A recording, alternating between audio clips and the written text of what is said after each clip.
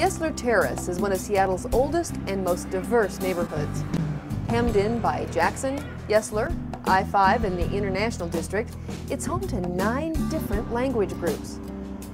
In just a few years, Yesler Terrace will undergo major redevelopment. The plans are cutting edge, including mixed housing and green technology. But already, the ball's rolling. I am planting the starts in my bed. This unique teen program is designed to get high schoolers down and dirty. Somehow, in between the concrete and the highways, they're growing food. And then I chose sage because you can use it when you cook. And I've seen it progress. I've been here since December, and I remember when this was just all just wood chips and dirt and just not like this now. The project, called Ground Up Organics, teaches urban agriculture to students of all abilities, most coming from South Seattle, Yesler Terrace, the Rainier Valley, and Central District. All right, and then there's corn on the stand right there, if everyone could grab a corn. I think this is a great model. This model right here is teaching communities that you can do this and it's not even that hard. And right here in the heart of it all, quietly tucked away, is this little secret garden where you can harvest the sweetest blackberries in the city. We grow some of the best tomatoes I've seen, and we teach youth and ourselves how to be in balance with the earth and how to have a sustainable food system in Seattle. This is the heart of Seattle. There is no better place to demonstrate that these systems work, this model works. Eddie Hill founded Ground Up, part of a larger city-sponsored program called Creatives for Community, or C4C. The main goal of the program is to give a community-based demonstration that urban agriculture can function in a closed community or a neighborhood. But that's just one part of it. The program also wants to provide healthy produce to everyone. There's a lot of food in the food banks, but it's not fresh food. So developing farm plots and developing unused lands in the city helps to provide healthier options and fresher food to communities that that have a lack of access to those types of foods.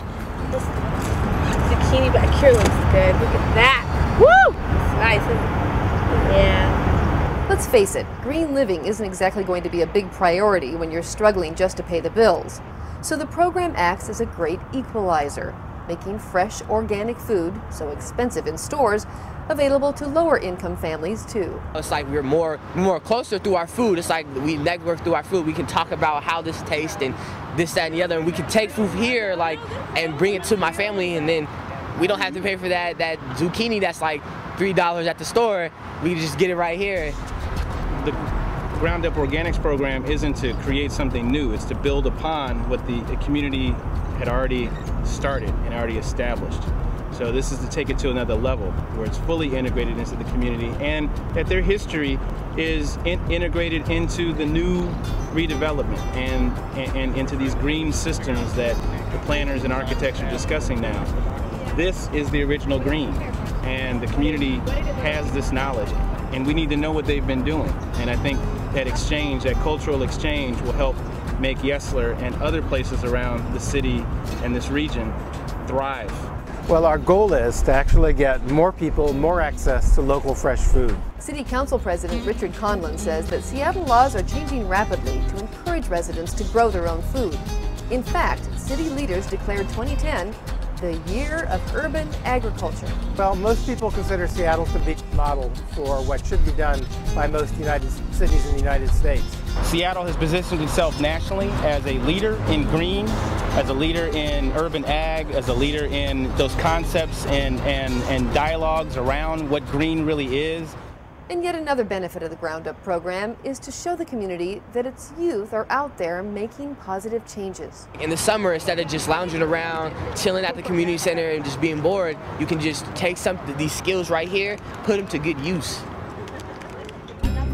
You can see a whole new generation of urban ecologists is taking root here, planting, composting, and weeding.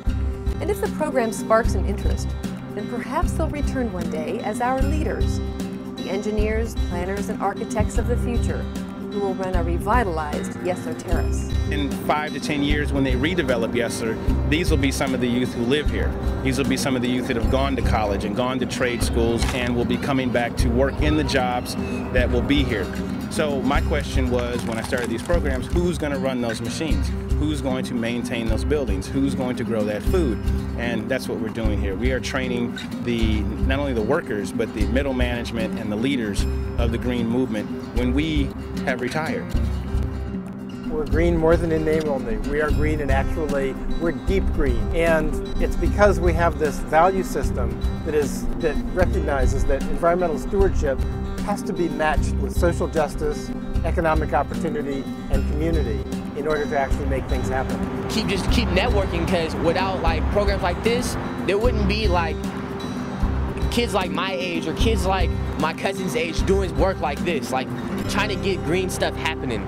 Yeah.